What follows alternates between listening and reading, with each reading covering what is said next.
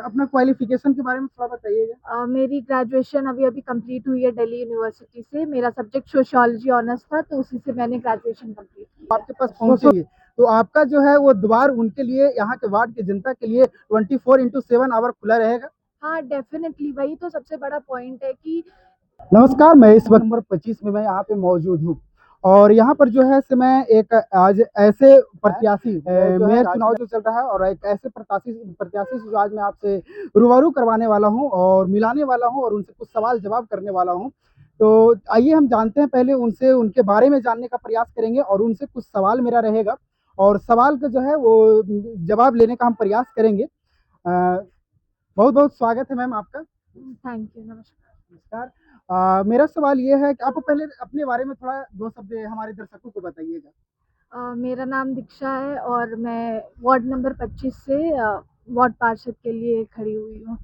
अपना क्वालिफिकेशन के बारे में थोड़ा बताइएगा। मेरी ग्रेजुएशन अभी अभी कंप्लीट हुई है दिल्ली यूनिवर्सिटी से। मेरा सब्जेक्ट सोशियोलॉजी ऑनर्स था, तो उसी से मैंने ग्रेजुएशन कंप्लीट की है। सोशियोलॉजी और इनका ऑनर्स रहा है और दिल्ली यूनिवर्सिटी DU क्या आप नाम सुने होंगे, दिल्ली यूनिवर्सिटी से जो है ये ग्रेजुएशन कंप्लीट किए हैं और इस बार जो है ये चुनाव में जो है चुनाव के फील्ड में उतरे।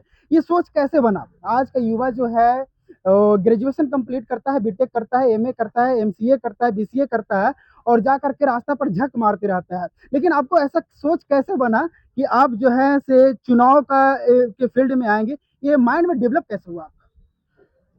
जैसे मैंने बोला, सोशियोलॉजी मेरा सब्जेक्ट है, तो इंटरेस्ट ये फील्ड मेरे ही सब्जेक्ट के अकॉर्डिंग है और ये मेरे खुद के डेवलपमेंट के लिए भी अच्छा है। और आज का यूथ ही है जो अब जो डेवलपमेंट आएगा इंडिया में, वो यूथ ही पार्ट ले रहे हैं उसमें, कैसे उसको और डिजिटली इन्हांस करते हैं। तो मेरा इंटरेस्ट था इस फील्ड में और अपॉर्चुनिटी भी मिली, तो मैंने सोचा ग्रैब करते हैं।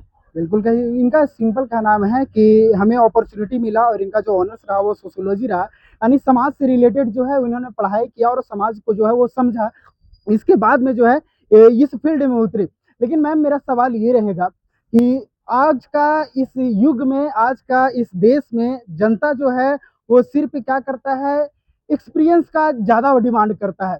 हो सकता है कि आप जो है पहली बार इस फील्ड में आ रहे हैं, पहली बार ये आपका है, पहली बार है। पहली बार है। लेकिन अक्सर लोग जो हैं वो पिछले 10 सालों से, पिछले 20 सालों से, 25 सालों से चुनाव लड़ रहे हैं। लोग उनको, आप भले दिल्ली यूनिवर्सिटी से स्टडी किए हैं लेकिन आपके बगल में जो है एक प्रत्याशी खड़ा है जो नॉन ग्रेजुएट है, पढ़ाई लिखाई नहीं किया है, नॉन ग्रेजुएट है, लेकिन वो जो है 10 सालों से जो है वो चुनाव से में उतरा हुआ है और उसका एक्सपीरियंस जो है राजनीतिक में है, वो एक अहम एक्सपीरियंस वो रखता है बंदा। और साथ ही साथ में आपका ये पहला एक्सपीरियंस है और जनता जो है एक्सेप्ट ये करता नहीं है कि वो लोग एक्सेप्ट करते हैं कि नहीं हम जो है एक्सेप्ट करेंगे जो ज़्यादा एक्सपीरियंस वाला है, पढ़ाई लिखाई पहले हो जाए, अपना तेल लेने जाए, पहले जो रहेगा वो जो एक्सपीरियंस वाला बंदा। इसको आप किस नज़रिए से देखते हैं?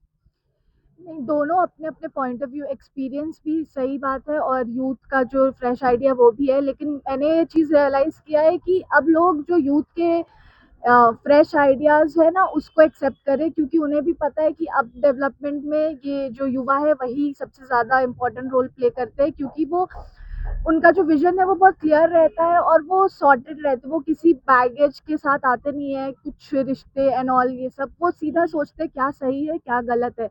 तो एक्सपीरियंस अपनी जगह सही चीज़ है, लेकिन यूथ यूथ पावर का बात ही कुछ और है और मेरे को लगता है कि अभी लोग एक्सेप्ट करने लगे हैं कि अब यूथ का बारी है। सपोज आप मेयर परिषद का जो है वो चुनाव जीत जाते हैं, आप मेयर परिषद का जो है वो चुनाव जीत गए, 2026 में इलेक्शन हुआ, आपका पहला कदम क्या रहेगा? किस क्षेत्र में जो है वो आप पहला अपना कदम बढ़ाइएगा कि इस फील्ड में जो है हमें ये पहले हमको ये काम करना चाहिए, पहले 3 महीना के अंदर में क्या चीज़ पे आपको फोकस रहेगा? जो बेसिक फैसिलिटी पे काम करना है तो वो तो ध्यान देना ही है, लेकिन जो सबसे बड़ी बात है कि लोगों की डिमांड पूरी होनी चाहिए ना। जो लोगों का प्रॉब्लम है, जो प्रॉब्लम मेरे पास लेकर आएंगे, तो उस पे सॉल्व करना सबसे बड़ी इंपॉर्टेंट है। मेरा क्या इनिशिएटिव वो अलग है, लेकिन जो लोग प्रॉब्लम लेकर आते हैं उस पे मैं काम करूँ। रहेगा। आपने भी बोला कि लोग का प्रॉब्लम का जो है समस्या का समाधान हम करेंगे, तो लोग का जो है से आपका वार्ड का जितने भी लोगों का समस्या रहेगा, प्रॉब्लम रहेगा, वो आपके पास पहुंचेंगे। तो आपका जो है वो द्वार उनके लिए, यहाँ के वार्ड की जनता के लिए 24x7 आवर खुला रहेगा। हाँ, डेफिनेटली वही तो सबसे बड़ा पॉइंट है कि जो यूथ है वो अवेलेबल रहेंगे। मैं जो है हमेशा अवेलेबल रहूंगी इन लोगों के लिए, क्योंकि मेरा मोटिव सिर्फ यहाँ पे टाइम देना है। मेरे लिए और कोई दूसरा प्रॉब्लम नहीं होगा, यही चीज़ होगा, मैं इसी पे फोकस करूँगी और 24/7 हमेशा अवेलेबल रहूँगी। आगे की पढ़ाई कंटिन्यू रखनी है या तो फिर जो है वो पॉलिटिक्स में एकदम पूरा 110% अपने आप को समर्पित कर देना है? देखिए, पॉलिटिक्स में भी अगर आगे बढ़ेंगे तो पढ़ाई रुकनी नहीं चाहिए, पढ़ाई बहुत इंपॉर्टेंट होती है, तो पढ़ाई तो कंटिन्यू रहेगी। और पॉलिटिक्स में भी आगे फ्यूचर में भी कोई अपॉर्चुनिटी मिलेगी तो वो तो ग्रैब करेंगे, लेकिन पढ़ाई बंद नहीं होगी, पढ़ाई तो कंटिन्यू रखनी चाहिए सबको। अगर पार्षद बनते हैं तो जो है पॉलिटिक्स में जो है इनका जो है दबदबा बना रहेगा। यानी कि एक मकसद में अगर कहा जाए दोस्त, तो देखो हम सिंपल सी आपको जो है एक लाइन में कहना चाहेंगे, डीयू यूनिवर्सिटी से पढ़ी है और इस देश का जो जनता है, इस देश का जो लोग है, इस देश का मैं हर लोगों का बात करता हूँ, आपको सही और गलत का पहचान करने का अधिकार आपके पास है। आप जो हो अंधभक्त वाला हिसाब मत करो, अंधभक्ति में मत गिनो, अंधभक्त कहलाओगे। अभी जो है चुनाव का प्रचार चल रहा है, मैंने अभी कलरू इस इलाके वार्ड 25 में जब मैंने पूरा इलाका का भ्रमण किया, अभी जहां जहां मैंने गया वहां पूरा नाली मेरे को साफ दिखा। रीजन क्या है? क्योंकि इलेक्शन चल रहा है, इलेक्शन चल रहा है और यही जब इलेक्शन जैसे ही खत्म होगा वही नाली का हमको पता चलेगा। इतना दिन से भतेरे पड़ा हुआ है इस नाली में, इतना दिन से गंदा पड़ा हुआ है, कोई उसको देखने वाला लोग नहीं आएगा।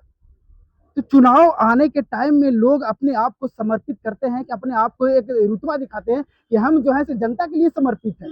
दोस्त, आपको लाइफ में एक बार 5 साल में एक बार मौका मिलता है सही और गलत का पहचान करने का। अब यहाँ पर जो है दिल्ली यूनिवर्सिटी से पढ़ी हुई है और ये सोशियोलॉजी इनका ऑनर्स रहा है और काफी जो है समाज को लेकर के जो है इनका जो है वो क्यूरियोसिटी जो है बहुत हद तक देखा जा रहा है। और ये जो है अपने आप को समर्पित करने के लिए भी बोल रहे हैं। साथ साथ में स्टडी ऐसा चीज है कि स्टडी जो है वो 15 साल के एज से शुरुआत करो, 5 साल का एज से शुरुआत करो, 65 साल का एज में जाओ, 70 साल का एज में जाओ, पढ़ाई कभी रुकता नहीं है, पढ़ाई हमेशा लोगों को चालू रहता है। लेकिन बशर्ते आपको निर्णय ये लेना होगा कि हम किसे चुने, हम किस प्रत्याशी हमारे लिए बेस्ट कौन है। हर लोगों को एक बार अपॉर्चुनिटीज देना चाहिए, हर नए फेस को आपको एक बार मौका लाना चाहिए। और जो है बहुत बहुत धन्यवाद, आपसे बात करके हमें बहुत अच्छा लगा। और इसी प्रकार से जो है हर लोगों से मैं यही कहना चाहूंगा कि डिसीजन आपका होता है और अपने डिसीजन जो है अपनी खुद लें। किसी का जब अगर सत्ता में किसी को लाना है, किसी को बैठाना है, तो वो डिसीजन आपका होना चाहिए, इस जनता का होना चाहिए, वार्ड का जनता का डिसीजन होना चाहिए, ना कि अंधभक्ति वाला। अंधभक्त बनोगे तो अंधभक्ति में ही चले जाओगे। 1000 और 500 रुपए के चक्कर में अगर बिक जाते हो तो हमेशा बिक ही जाओगे। आज 500 रुपया दे करके जो है आपको लोगों वोट खरीद लेगा, लोग जीरो से शुरुआत करेगा, पता चलेगा कि हीरो बन जाएगा। तो हीरो बनाने का काम जो करना, आपको पहले एक बार सोच समझ करके, पहले उनकी लेक्चर को सुने, पहले उनके भाषण को सुने, पहले उनकी वादा को सुने और वो क्या करते हैं उनके पर कंक्लूजन आप खुद निकालें कि हमें क्या करना चाहिए। ये सवाल जो है वो जनता के हाथ में जाता है कि हमें किसको देना चाहिए, किसको नहीं देना चाहिए। मैंने एक बिहार का देखा, एक बंदा जो है से 10 सालों से राजनीतिक लड़ाई चुनाव लड़ रहा है और साथ ही साथ में एक साइंटिस्ट खड़ा होता है, भाई साइंटिस्ट हार जाता है। रीजन क्या है पता है? 10 सालों से चुनाव लड़ रहा था, वो उसका एक्सपीरियंस क्या चीज में हो चुका था, घोटाला में ज्यादा एक्सपीरियंस हो चुका था, राजनीति में ज्यादा एक्सपीरियंस था, लेकिन साइंटिस्ट जो था वो हार जाता है चुनाव में। ये अंधभक्तों का पहचान है।